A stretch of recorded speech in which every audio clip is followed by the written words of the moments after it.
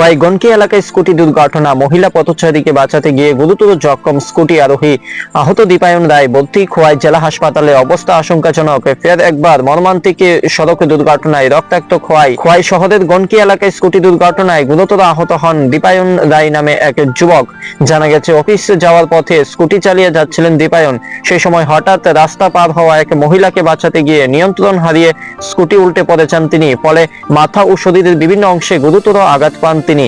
ঘটনার পরপরই স্থানীয় লোকজন দমকল বাহিনীকে খবর দেন। তৎক্ষণাৎ দমকল কর্মীরা ঘটনাস্থলে পৌঁছে আহত দীপায়নকে উদ্ধার করে খোয়াই জেলা হাসপাতালে ভর্তি করেন। আমরা ফায়ার সার্ভিস গন্টি কাছাকাছি ওই যে পুলিশ লাইন একজন মহিলা রাস্তা ক্রস করতেছে, তাইলে স্কুটি দিয়ে গেছে।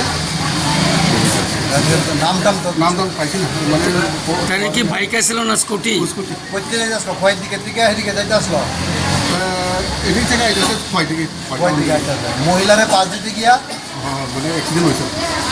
একজনে মহিলা কি অবস্থা? না, মহিলার কিছু হয়েছে, মহিলারে বাঁচাইতে গিয়া মহিলাদের বাচ্চাতে গিয়ে এই অবস্থা হয়েছে না? নাম্বার হলো PR06E7217।